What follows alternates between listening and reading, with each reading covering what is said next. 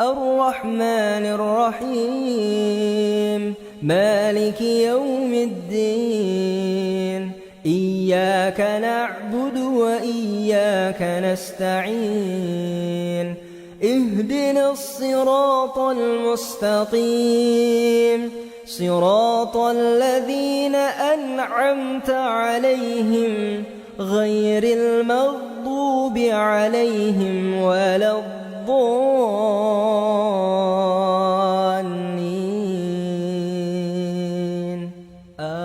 آمين. بسم الله الرحمن الرحيم ألف لام ميم ذلك الكتاب لا ريب فيه هدى للمتقين الذين يؤمنون بالغيب ويقيمون الصلاة ومما رزقناهم ينفقون والذين يؤمنون بما أنزل إليك وما أنزل من قبلك وبالآخرة هم يوقنون أولئك على هدى من ربهم وأولئك هم المفلحون. الله لا إله إلا هو الحي القيوم لا تأخذه سنة ولا نوم له ما في السماوات وما في الأرض من ذا الذي يشفع عنده إلا بإذنه يعلم ما بين أيديهم وما خلفهم ولا يحيطون بشيء من علمه إلا بما شاء وسع كرسيه السماوات والأرض ولا يؤوده حفظهما وهو العلي العظيم.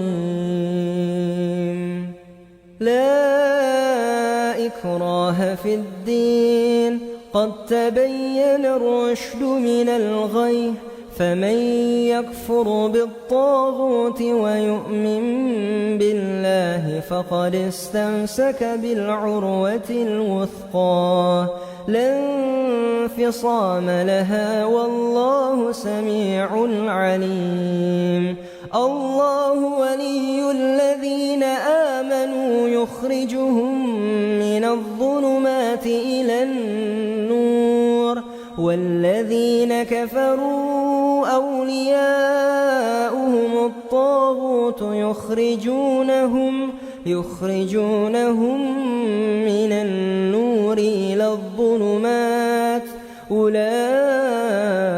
أصحاب النار هم فيها خالدون.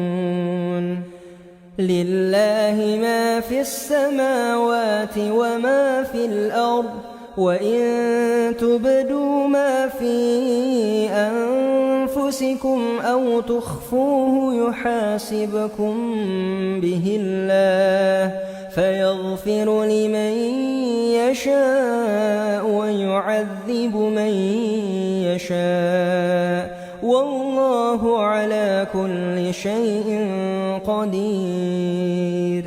آمن الرسول بما أنزل إليه من ربه والمؤمنون كل آمن بالله وملائكته وكتبه ورسله لا نفرق بين أحد من رسله وقالوا سمعنا وأطعنا غفرانك ربنا وإليك المصير.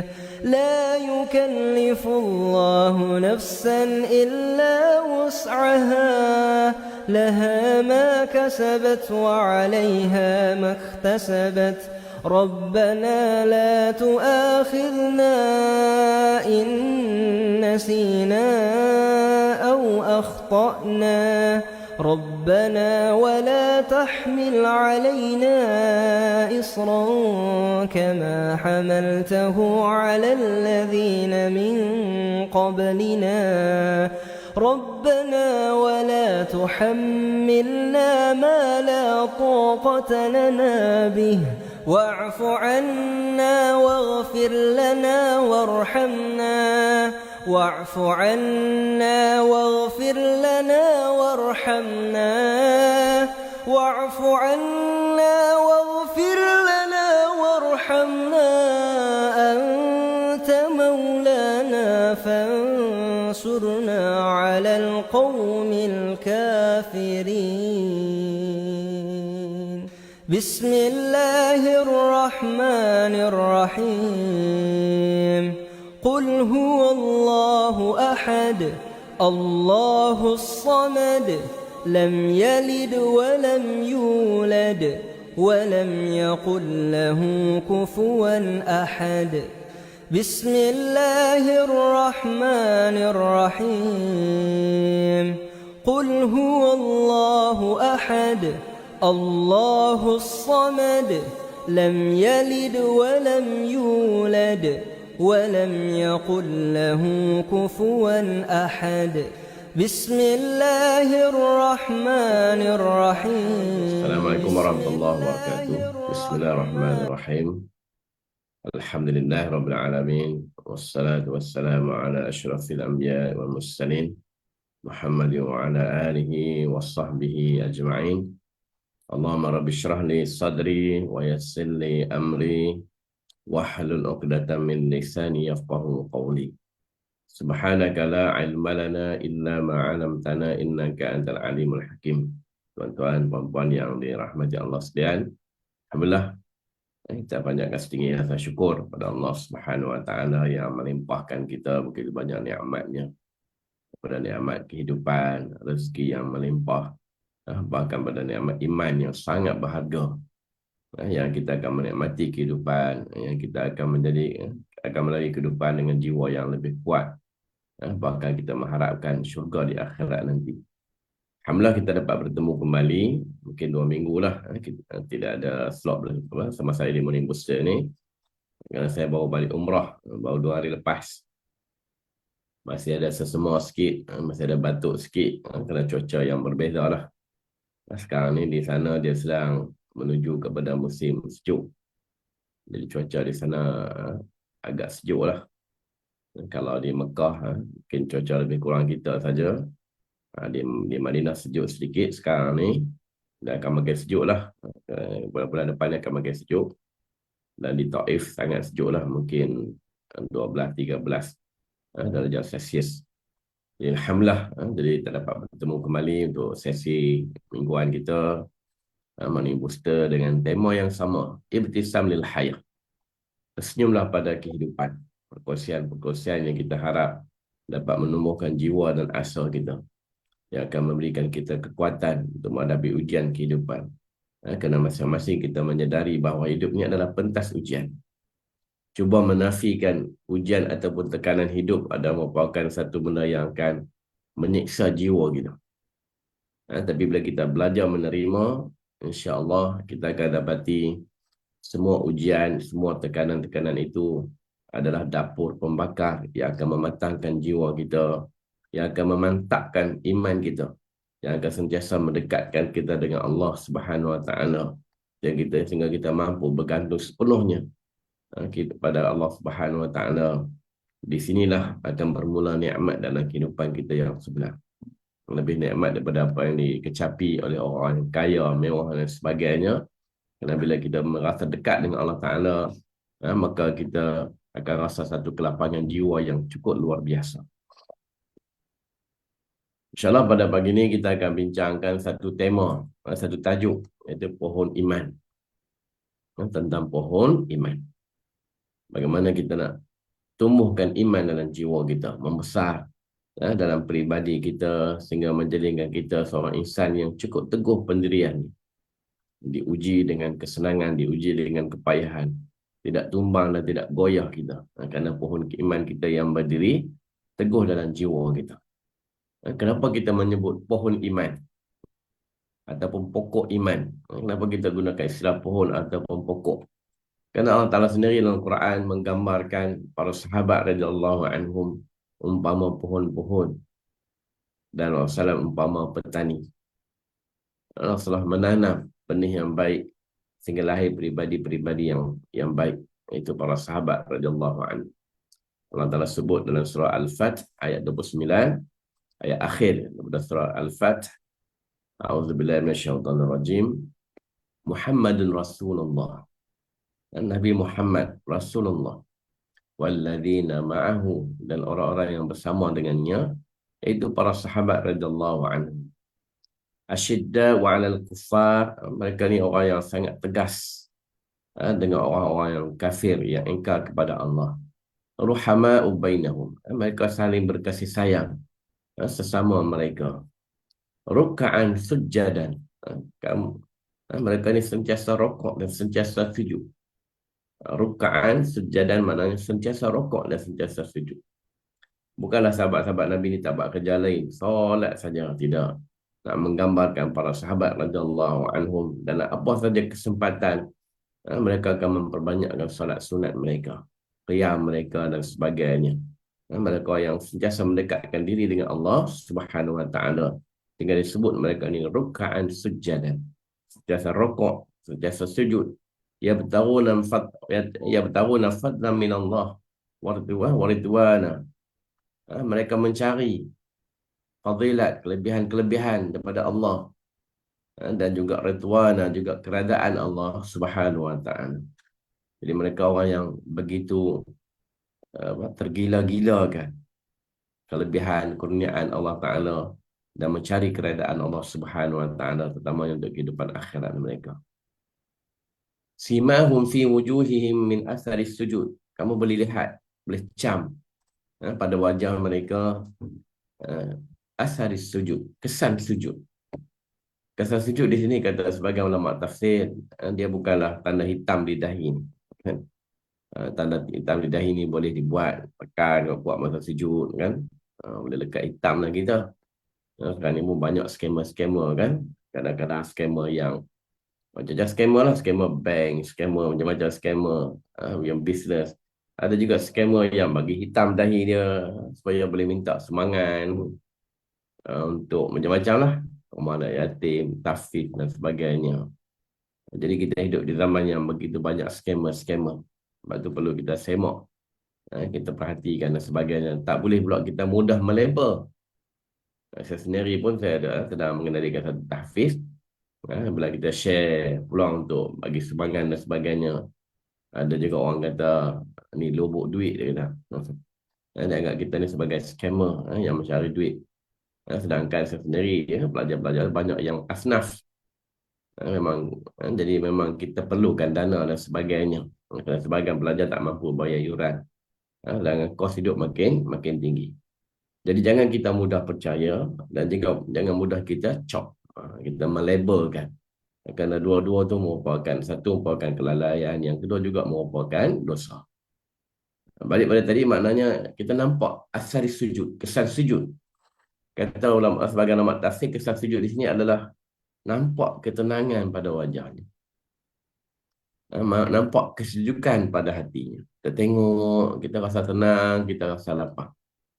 Sebab tu ada seorang salafus salih, tiap kali lepas solat 5 waktu di masjid, dia akan keluar, dia tunggu di pintu masjid. Dia tengok seorang lalu keluar.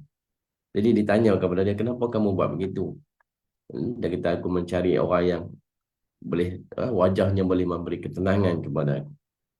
Jadi ada wajah-wajah yang boleh memberi ketenangan pada manusia yang lain. Manusia yang, iaitu wajah-wajah yang sentiasa rokok, sujud, mengharapkan keredaan Allah yang penuh dengan keikhlasan. Bila orang tengok rasa tenang, rasa lapang.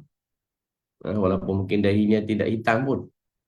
Bukan ini dimasukkan dengan asal sujud.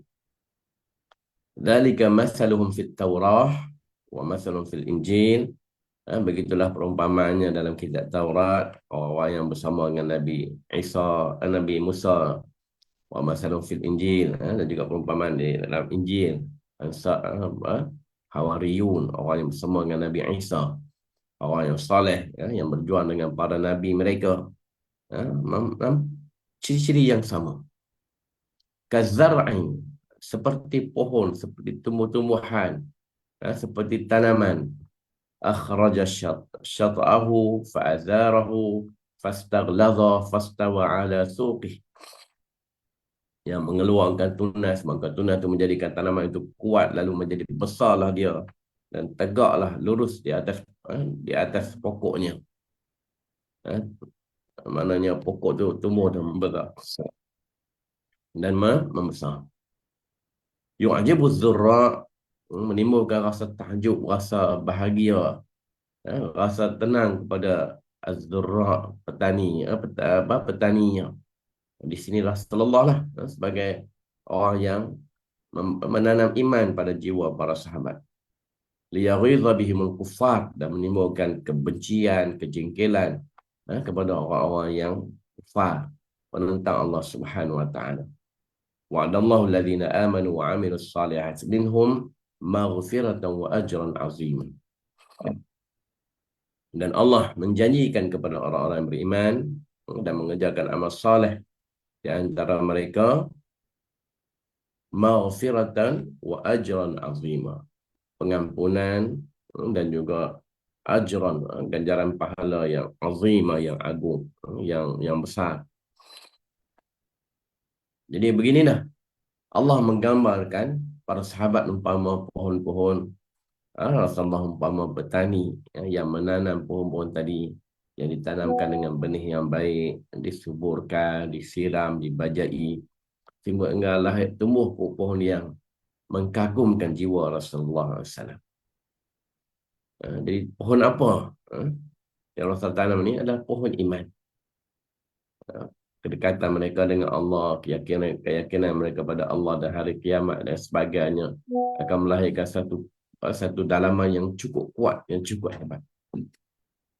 Bahkan surah Ibrahim, Allah Ta'ala menyebut, A'udzubillahi minasyaitonirrajim, Alam tara kaifa daraballah masalan kalimatan tayyibah kasyajaratin tayyibah. Kamu tengok tak? Alam tara kaifa daraballah. Kamu tengok tak bagaimana Allah buat perumpamaan? Masalan, perumpamaan. Kalimatan tayyibah. Kalimah tayyibah. Kalimah yang baik. Ada ulama mentafsirkan sebagai kalimah tauhid. Kalimah la ilaha illallah. Kalimah iman. Kasyajaratin tayyibah. Seperti pokok yang baik. Maknanya, keimanan, ketauhidan, kedekatan kita dengan Allah, keyakinan kita dengan Allah dan hari pertemuan dengannya, semua ini, kalimah-kalimah tauhid ini, kasyajaratin tayyibah, seperti pokok yang baik. Macam mana pokok yang baik? Asluha thabit, akarnya menghunjam ke bumi. Marilah ribut, peti, taufan, tak tumbang dia. Mari tsunami, tak tumbang dia. Mari banjir besar, tak tumbangnya. Kerana akarnya menghujam ke bumi. Wa far'uha fis sama', dahannya menutupi langit. Boleh jadi tempat berteduh. Bukan kata manusia, bahkan haiwan pun. Bukan kata orang beriman, orang kafir pun boleh melihat kebaikan akhlak dan budi pekertinya. Kita tengok bagaimana Islam tersebar ke seluruh pelosok dunia dengan keindahan akhlak dan budi pekerti. Lepas tu kita tengok, bila tentera Islam masuk ke suatu daerah, mereka berperang dengan tentera, bukan dengan orang kampung, dengan penduduk setempat. Bahkan ada di sebahagian tempat penduduk setempat ni menunggu ni. Mereka lebih suka tengok topi orang Islam ni dengan serban dan sebagainya daripada tentera raja-raja mereka yang zalim. Bahkan kita tengok dari sudut sejarahnya, kemasukan Islam ke Andalusia dijemput. Datanglah kuasai tanah air kami ni. Kerana kami tak tahan dengan raja-raja yang zalim. Bahkan di Samarkand, baru ni masa menunaikan umrah, tengok di Madinah ataupun mungkin di Madinah, duduk sebelah seorang orang daripada Samarkand. Dia boleh sikit bahasa Arab, alhamdulillah. Orang di sana dia kelebihan dia boleh banyak bahasa. Kalau di Kyrgyzstan tu, setakat 3-4 bahasa ni tak ada apa nak dibanggakan. Mereka boleh cakap Kyrgyz, boleh cakap Uzbek, boleh cakap bahasa Turki, bahkan sebahagian mereka boleh cakap bahasa Arab dengan fasih. Dan juga ada yang boleh menguasai bahasa Inggeris dengan fasih. Jadi paling kurang 4-5 bahasa tu biasa. Jadi ada orang daripada Samarkand, dia apa? Dia apa? Uzbekistan atau Tajikistan, saya pun tak pasti antara dua tu. Tanya daripada mana, dia sebut negara Tantan lah. Dia kata Samarkand, dia kata. Jadi Samarkand. Jadi ketika Islam masuk ke Samarkand, di mana panglima pada masa tu dia masuk serang tanpa dia bagi kata dua. Patutnya tentera Islam ni bila masuk dia akan bagi kata dua tu. Maknanya masuk Islam, bayar jizyah ataupun berperang. Ini tak ada, dia masuk terus dan terus menguasai tanah air di Samarkand tadi. Hingga orang di Samarkand merasa macam dia kata ini bukan cara Islam. Mana orang tahu Islam ni bukan macam tu. Lalu dia hantar seorang pemuda mereka untuk pergi ke Iraq masa tu, pusat pemerintahan Islam di Iraq. Pertama Umar bin Aziz. Pergi sana jumpa dengan Khalifah Islam untuk mengadu apa yang berlaku. Panjanglah ceritanya, kita ringkaskan hingga akhirnya dia pun masuk Islam. Bila pergi sana nampak keindahan akhlak budi pekerti masalah, dia pun masuk Islam. Jumpa dengan Umar bin Aziz. Umar bin Aziz pun cuma bagi kertas keping kecil je, tulis dengan tangan, lipat-lipatlah kamu bagi. Balik ke sana kamu pergi cari hakim. Kerana tentera Islam bila masuk ke satu kawasan, dia ada panglima perang dia, dia ada yang jaga mal, harta benda kebendaan dia, benda hari dia, dia ada juga hakim, dia ada juga qadi ataupun qadi. Pergi pada qadi ni, dia pun dengan kertas lipat kecil tu, dia pun baliklah. Beritahu pada kaum dia, inilah aku dapat daripada pemerintah orang Islam, kertas keping ni nak buat apa ni. Dia suruh bagi pada hakim. Kita pun tak ada pilihan, tak apa, kau bagilah pada hakim tu. Pergi cari. Tanya apa dia hakim orang Islam, bagi kertas. Hakim tadi pun buka apa yang tulis dalam kertas tu, berlaku adil lah. Jadi hakim tu tanya apa yang sebenarnya berlaku. Jadi kata pemuda tadi, wakil daripada masyarakat di Samarkand, ketika tentera kamu masuk ke sini, kami tidak dapat apa-apa utusan. Sepatah dua kata, berperang ke, jizyah ke, Islam ke, tiba-tiba kami diserang. Jadi kata betul kami, betul.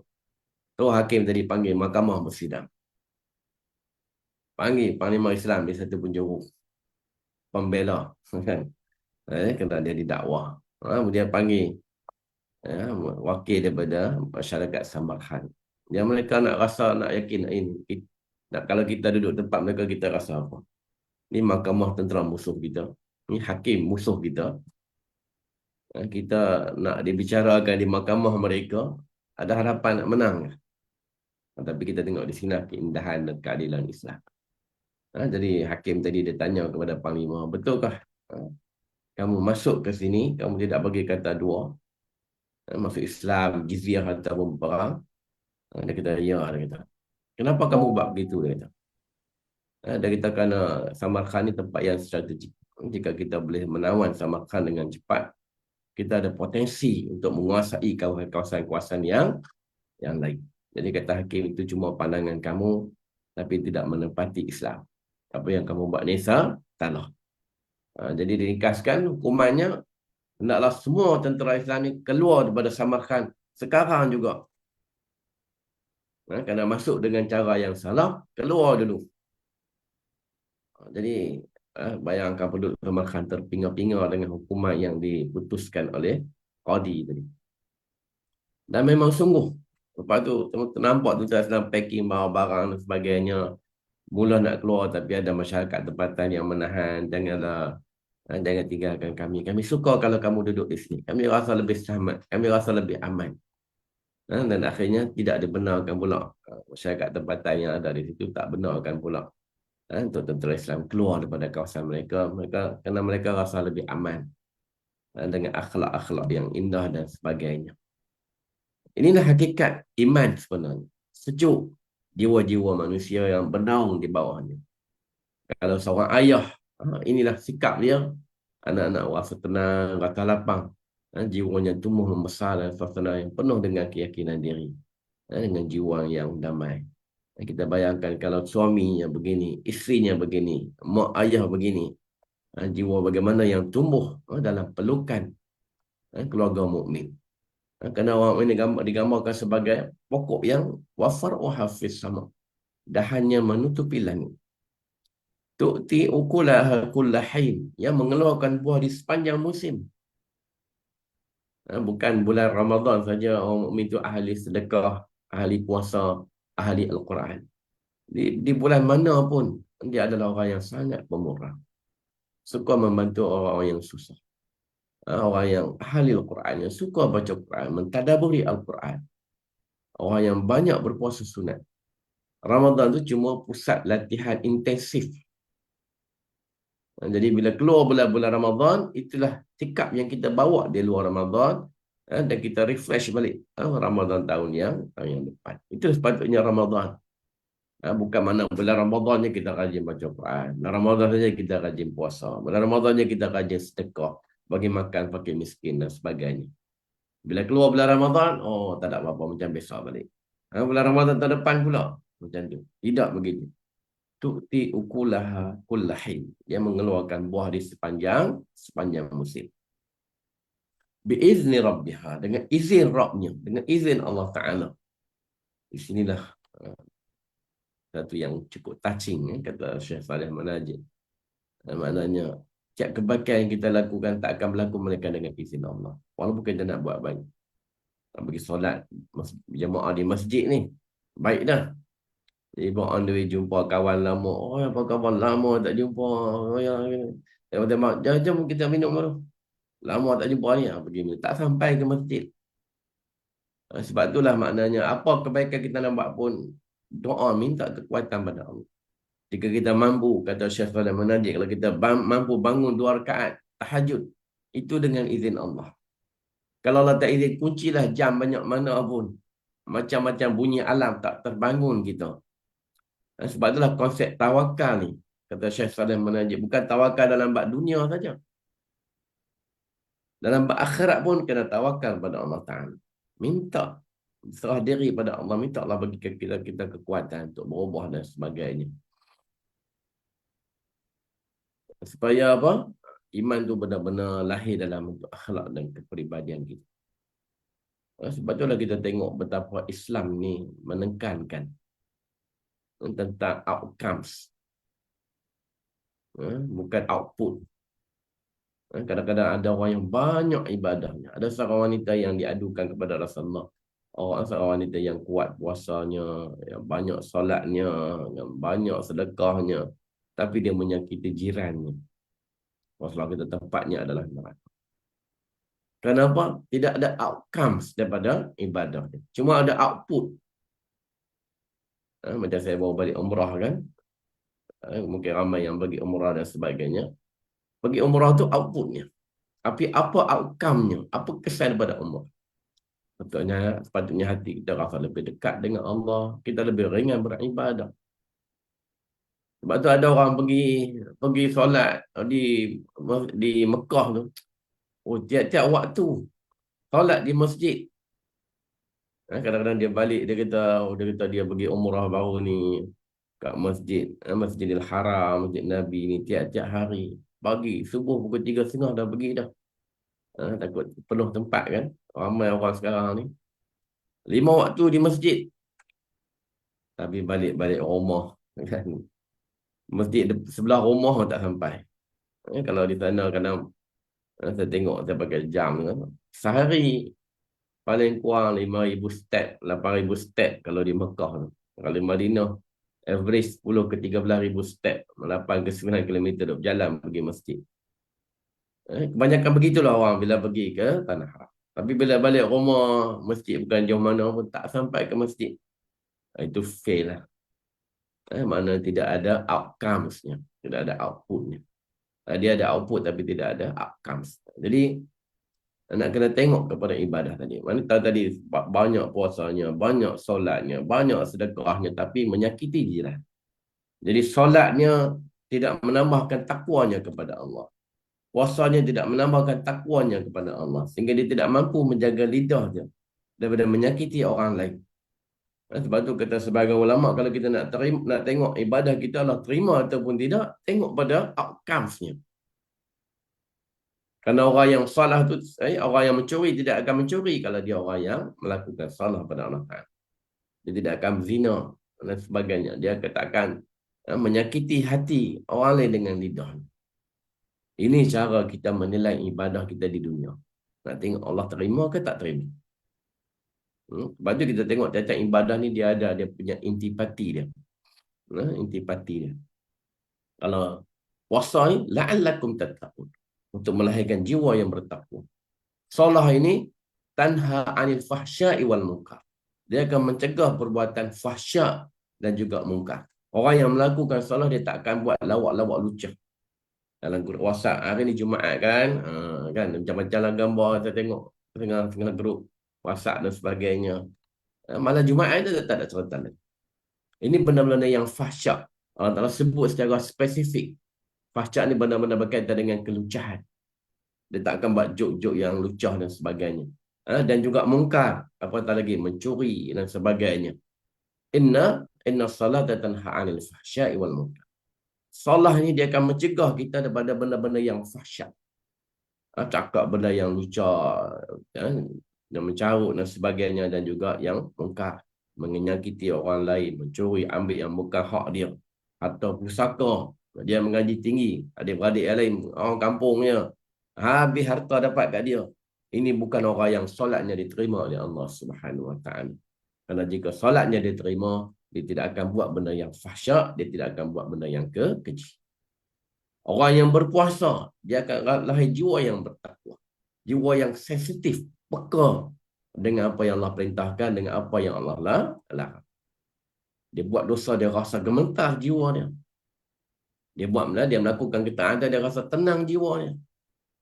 Orang yang menunaikan zakat, dia akan bersih jiwa daripada sifat kebakhilan dan sebagainya.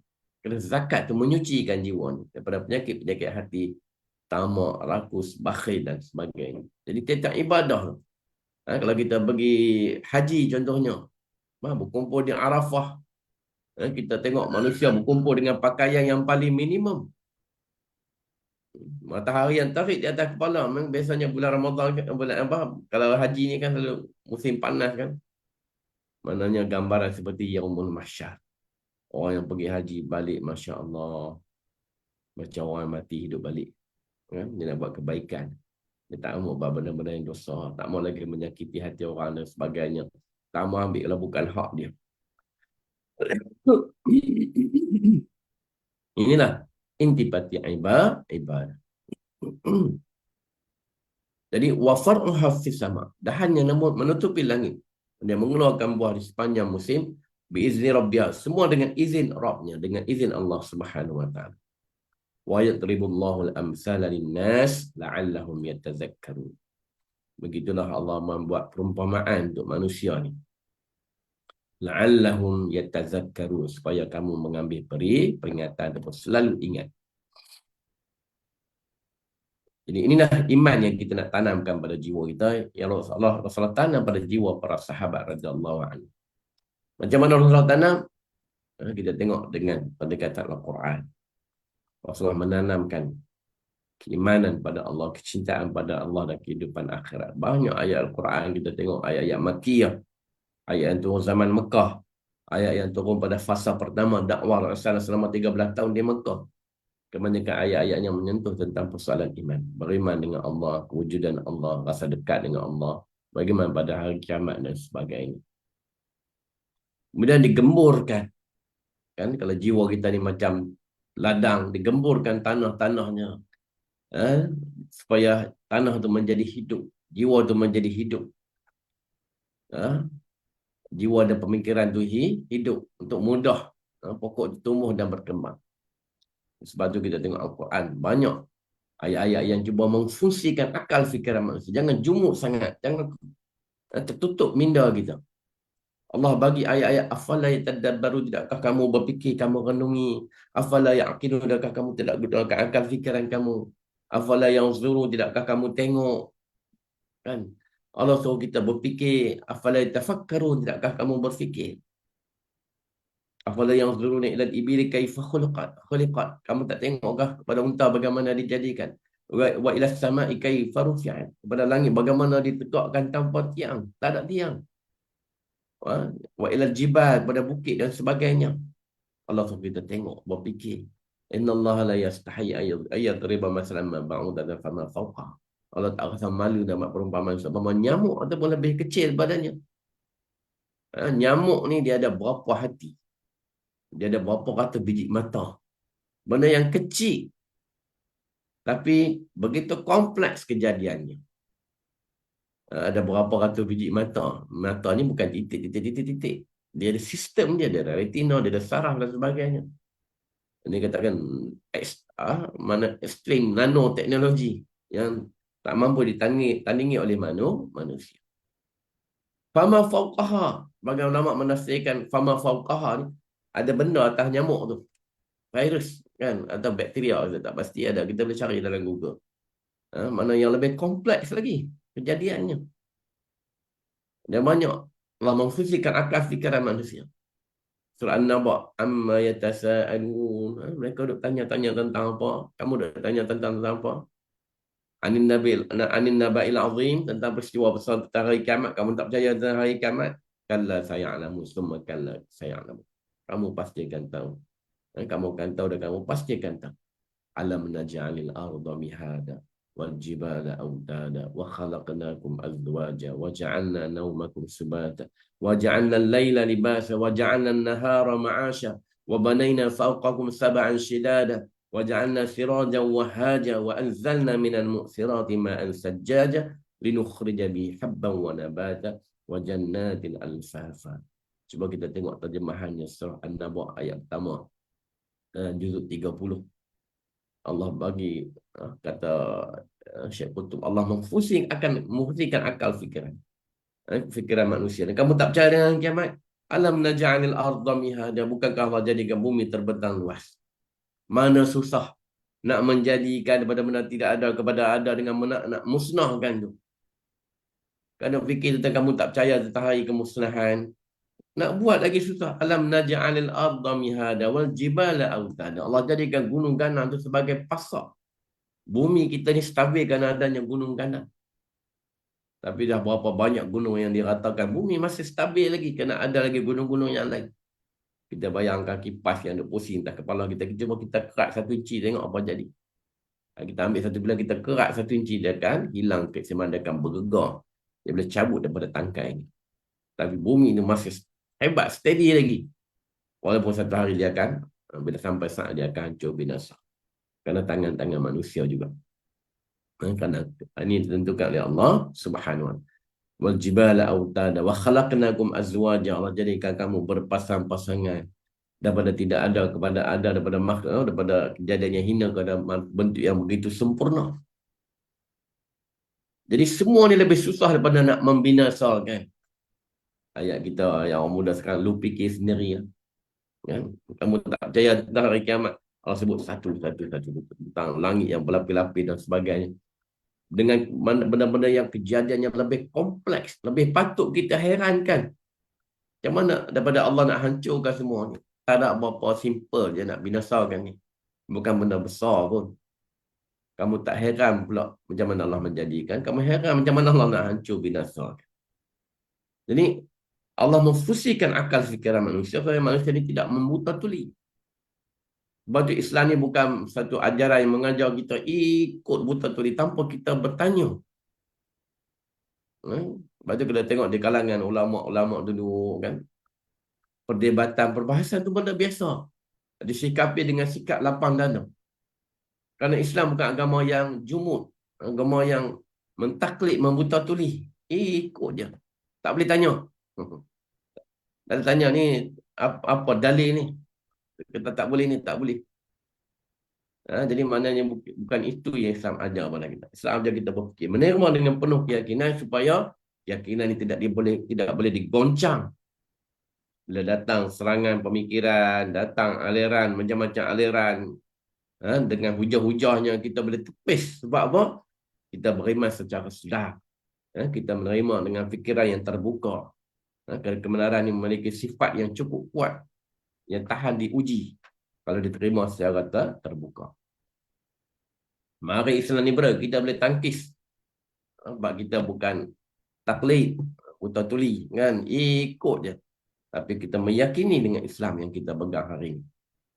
Kemudian kita tengok bagaimana kehidupan para sahabat dibajai dengan kisah-kisah daripada Al-Quran yang menghidupkan jiwa mereka. Kisah Nabi Musa dengan Fir'aun, Nabi Musa dengan Haman, kisah Nabi Nuh dengan kaumnya, kisah Nabi Saleh dan sebagainya, kisah-kisah Zulkarnain, Luqmanul Hakim yang bukan Nabi, tapi mereka juga orang-orang yang saleh. Dan Allah bagi, Allah tunjukkan kehebatannya dan sebagainya. Kisah-kisah yang menyuburkan jiwa. Bahkan kalau kita tengok, hampir 1/3 pada Al-Quran adalah kisah-kisah umat terdahulu. Dan semua kisah-kisah ini turun pada zaman Mekah. Mana kalau Quran 30 juzuk, hampir 15 juzuk. Maknanya yang turun di Mekah, hampir sebahagian besarnya adalah kisah-kisah. Allah mendidik dengan kisah, dengan jiwa manusia menjadi subur, menjadi dekat dengan Allah, meyakin dengan janji-janji Allah Subhanahu Wa Taala. Bahkan jiwa juga disiram dengan ilmu dan hikmah, sehingga kita tengok lahirlah peribadi-peribadi yang cukup hebat. Para sahabat radhiyallahu anhum, pribadi-pribadi yang cukup tangguh, yang tahan diuji. Walaupun kita tengok sahabat-sahabat Nabi ada yang diseksa dan sebagainya, tidak goyah iman mereka kepada Allah Subhanahu Wa Taala. Jadi inilah iman yang kita nak tanamkan pada jiwa kita dan jiwa anak-anak kita, jiwa generasi kita, yang perlu pada proses yang betul, benih yang baik dan proses yang betul, insya-Allah akan lahir peribadi-peribadi yang hebat, yang tahan diuji dan sebagainya, yang akan menghadapi ujian kehidupan dengan penuh ketenangan dan kelapangan, dengan wajah yang tersenyum, sesuai dengan tema yang kita bincangkan setiap minggu, ibtisam lil hayat, tersenyumlah pada kehidupan. Wallahu a'lam, mungkin sekadar itu saja insya-Allah untuk pagi ini. Segala kelemahan, kekurangan saya minta maaf, kadang-kadang batuk semua dan sebagainya. Semoga apa yang kita kongsikan dapat memberi kesan kepada jiwa-jiwa kita untuk sentiasa kita rasa dekat dengan Allah, sehingga setiap kali kita diuji, kita hadapi dengan penuh ketenangan dan kelapangan jiwa, penuh rasa baik sangka kita kepada Allah Subhanahu Wa Taala, sehingga kita mampu tersenyum dalam kehidupan kita, walaupun berdepan dengan ujian yang perit dan sebagainya. Wallahu a'lam. Aqul qawli hadza astaghfirullah li wa lakum.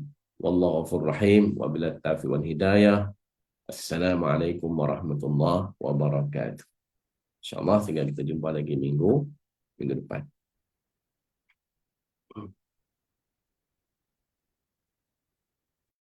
Allahumma inna ad-duha duha'uka wal baha'a baha'uka wal jamala jamaluka wal quwwata quwwatuka wal qudrata qudratuka wal ismata ismatuka.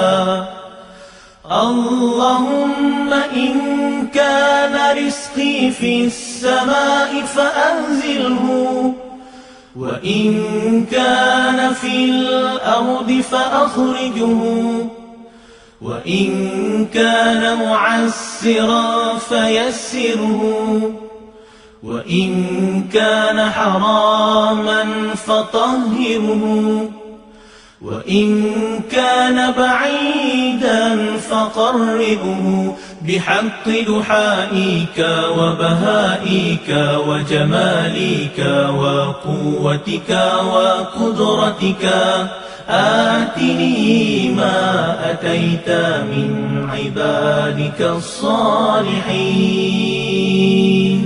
Ya Allah, sesungguhnya waktu duha itu duhamu, kecantikannya kecantikanmu, keindahannya keindahanmu, kekuatannya kekuatanmu, kekuasaannya kekuasaanmu, perlindungannya perlindunganmu.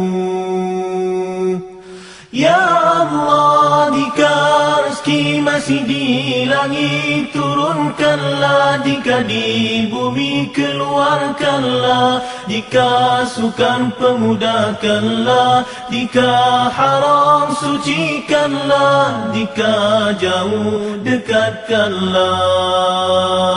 Berkat waktu duha, kecantikanmu, keindahanmu, kekuatanmu, kekuasaanmu, limpahkan kepadaku segala yang engkau telah limpahkan kepada hamba-hamba